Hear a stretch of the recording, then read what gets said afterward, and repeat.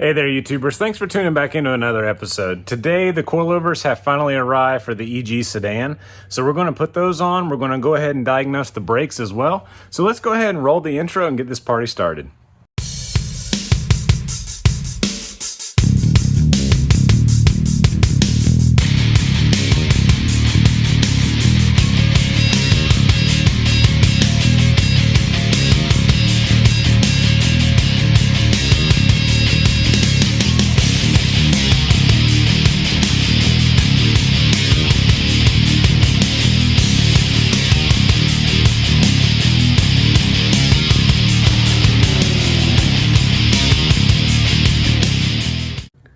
So boys and girls, the car is up on the lift. We're going to go ahead and pull the wheels off of it. But before I do, I want to show you kind of what finally got here. So we've got the Max Speeding Rods box, and we're going to tear into it in just a second. So let's go ahead and flip the camera around and get started. All right, so this thing comes in pretty taped up. So we'll just bust into it here and see what we got. Hopefully we don't run into any surprises. I'm pretty optimistic though. So as you guys know, these are pretty well a new popular item in the Honda community. So there should be quite a bit of improvement, I would think, as they continue to build. We had a set of these on the hatch last year. They were a little bit different style, but we've got our little packing materials that come inside the box here, and then it looks like we got the coilovers. So we're going to probably need to set the camera down, open these up. Looks like they moved around a little bit. All right, open these up, and then we'll be right back. All right, boys and girls, so we've got these things unpacked. They're in really good shape. There's no real issues that I see right off the bat. So what we're going to do, it comes with some adapter sleeves depending upon the diameter of your strut fork that's in the front. And then the washers are for your bolts, or they're really spacers for your rear lower control arms. And then you got your adjusting wrenches. What we're going to do is pull all four struts out from under the car that are the factory ones. We're going to measure from maybe on this one, we'll measure here right above the lip where the strut fork's going to sit, from here to the top, and then we'll get us a base guideline. We'll lower it just maybe a 1/2 inch, 1 inch, and then we'll set these before we put them in the car. Same thing for the rear. We'll measure on the rear, probably from the bolt hole all the way up to the bottom of the flange, get us a base measurement, subtract 1 inch, and then go ahead and put it together. Once we do that, we don't have to do very much adjusting on the car with the wrenches.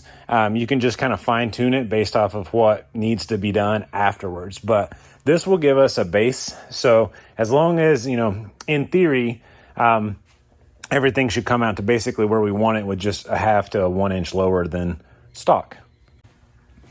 So guys, my other camera is on the charger right now, so we'll switch over to it in just a second and do some time lapsing. But we're going to go ahead and yank the SI wheels off of the car and then pull the drums. And then once we get the drums pulled, we'll have a better idea as to what's going on with our brakes. They're either really heavily worn rear shoes or it's a master cylinder. If they're in good shape once we get the drums pulled off, then what we'll end up doing is investigate the lines in the master cylinder. It's a possibility that that's the case, but let's go ahead and jump right in.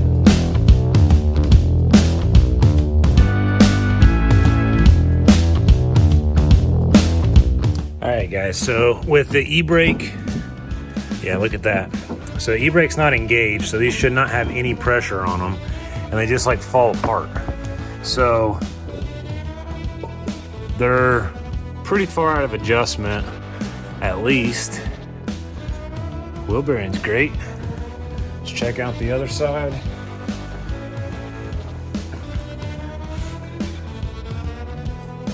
Of course, we don't get so lucky over here. All right, hang tight. So if your drum doesn't want to come off, you can actually thread a bolt into these little holes here and then run it down with the gun, and it'll help it. See, just helps. So now he'll come off. So our pads aren't that bad. So we've likely got, well, pads, they're shoes. We've likely got, you know, quite a bit of issue going on, which is kind of what I thought. By issue, I mean the master cylinder. The actual brake shoes themselves are also worked by the emergency brake handle. So I knew that that worked before I pulled this off for inspection. So I had a pretty good idea that the pads, even though they weren't, weren't new, they probably were in good shape. It was likely just air in the line because of a bad master cylinder. So with that being the case, we need to look at some brake lines to make sure that it's just not a busted brake line. Make sure we don't have any leaks. So we'll go ahead and get this thing up off the ground a little bit more, do a little bit more inspection so we can figure out what's what. And then we'll go from there. All right, guys, so we're going to do a little bit of diagnosing, and we're going to use a flashlight and just check out the lines. So let me turn the camera and I'll just show you guys what I'm doing. So basically I'm looking for any kind of like noticeable leak. Here is the power steering rack. So it's got a little drip on it.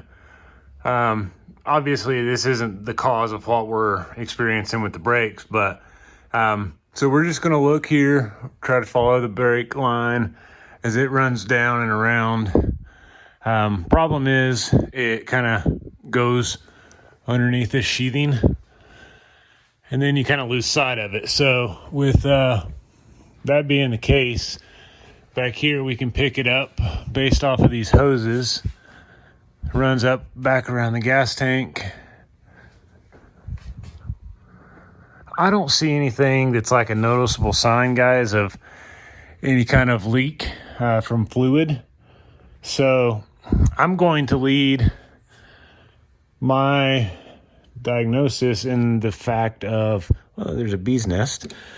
No bees anymore, but I'm going to believe this is a master cylinder. So let's go ahead and check out the prices on those, see if we can't get one of those local, and then we'll lower this little guy back down and go ahead and tear into it after we get us a new part. So hang tight.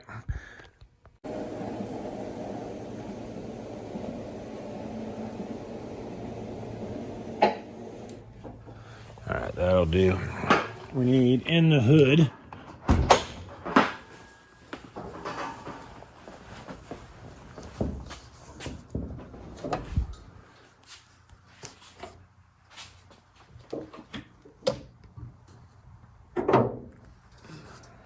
All right, so we're going to need a master cylinder and probably some brake fluid because I don't have quite that much.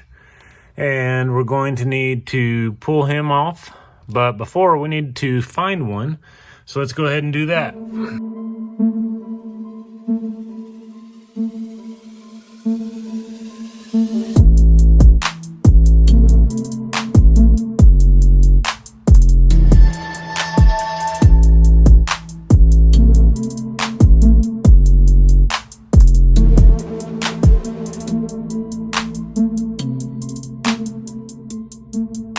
All right, YouTubers, so AutoZone and Advanced don't have a listing for it, so I'm going to look on O'Reilly's and see if I can find one. Hopefully I'll get lucky. We need that to be able to go forward, I really feel like, just based off of the way that the brake system is situated and with what I believe to be air in the lines. I'm going to pump the pedal and give it one last chance before I really commit myself. So let's see what it does. Oh, I can't do that. Never mind. Can't do that because I've already got the drums off and that really won't work. So I could try to bleed them, but I'm pretty confident that it is a master cylinder. So let's go ahead and see if we can't find one of those. And then in the meantime, we'll put the struts on it and the coilovers on it and rock and roll there. All right, guys, so even though the websites said that they didn't have one in stock, I called AutoZone. They're going to order one. I guess it comes from a hub, so it'll be here tomorrow. So we're going to go ahead and jump back into the coilovers. So we'll go ahead and we'll work from the top down so we don't have to keep going up and down with the lift. So I'm going to put you guys on a time lapse and just start knocking it out. And then we'll pick you back up here in just a minute.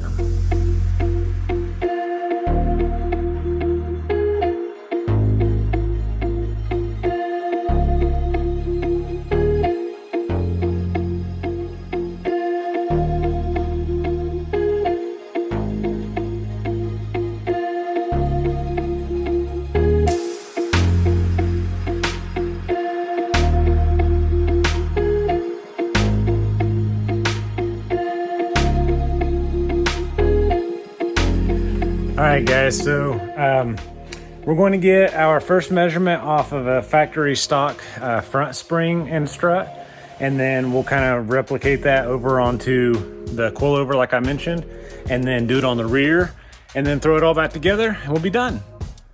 So as I mentioned, from the top lip, which is where the top of the body would sit, down to where, well, you guys can see there, that is about 16 inches to that, right at my thumb. So this one to there is already 15 inches. This one to there is 15. This one is 16. This one needs to be shortened, so let's go ahead and do that. All right, guys, so we've got this one here that needs to be shortened. In this case, the adjustment is in the bottom. So you go ahead and run this up about 1 inch. And then you thread this guy in about 1 inch. And then we'll take another tape measure reading and see what's what. Needing about another 1/2 inch. So I'll do this with the tape measure in my hand. Back him off, spin him, see how that works. 15 on the money. So that's gonna work right there. We're gonna walk him down and then go ahead and put him in the fork, which is over here, and then put him back in the car.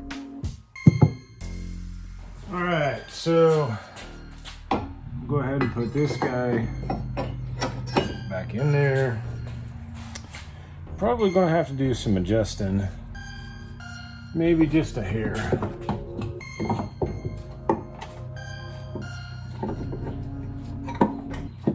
Definitely getting this in here though. And then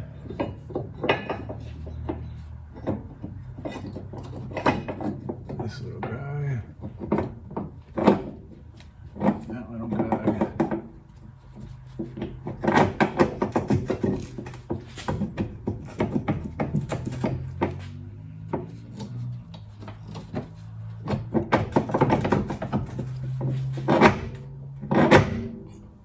All right.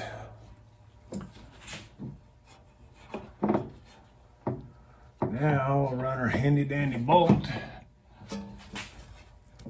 in there.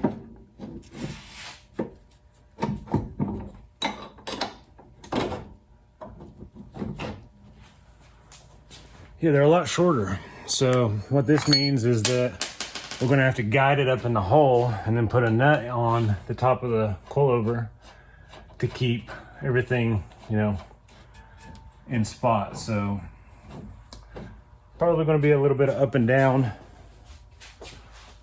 but I was trying to avoid, but oh well. We'll figure it out. All right, guys, so front coilovers are in the car. The rear strut is here. So what I've done is I'm measuring to the bottom of the hole, which is like 19 3/4. Over here, I'm going to the bottom of the hole, and it's at 17. This one I've already adjusted, and it's at 18. So what I'm going to do is lower the front an inch and the rear 1 3/4 inches and see what that looks like, and then we'll adjust it on the car a little bit more. All right, guys, so the back hardware is on the bottom here. We've got it just poked up where it needs to go, so we can put nuts on from the top. Same thing here in the front. All the lower hardware is on. We just need to guide it back up whenever we can reach from the top, so we can put nuts on it. So it's not going all the way to the ground. And we're going to wait to put the steering or the wheels back on for the time being. So let's go ahead and let her down, and then whenever I can reach, we'll put some nuts on the top and then put some lug nuts back on and see exactly what it's going to look like with our little calculation here and our measurements. So I'm kind of excited. All right, guys, so all 4 wheels and tires are back on. All the shocks and struts and coilovers are on. Let's see exactly how this puppy looks.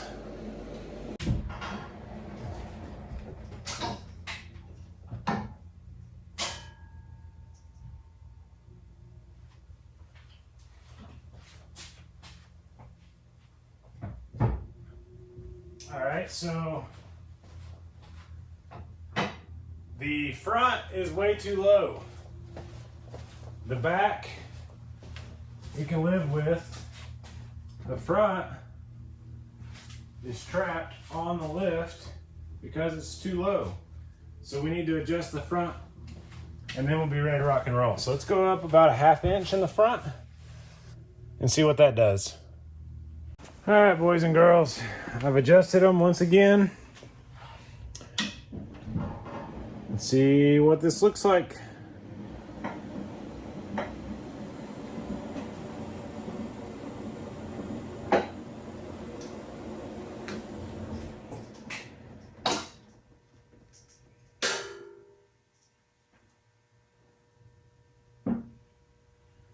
All right, so our back one is free. Our front one is free. So now let's get a better angle, a profile angle, profile shot. All right, almost meeting the tire. I think that's going to do it. What do you guys think? Leave me a comment in the comment section if you think this is leveled out. I think it's pretty level. So boys and girls, I've obviously got some kind of crap on my face, but we didn't completely finish the EG today. The coilovers are on. That's all fine. They're adjusted properly. It's leveled out in my opinion. Leave me a comment if you think it's leveled down or if you think it needs adjustment. Other than that, I ordered over the phone a master cylinder. So that'll be here tomorrow. We'll put that on. We'll do a fresh, I guess you call it brake fluid swap flush. And then from that point, bleed them, and we should be ready to rock and roll. We still have an exhaust leak to fix, but if this is all it is, should be a pretty quick one. So guys, if you're interested in this car, like I said, it's completely virgin except for what we're doing to it.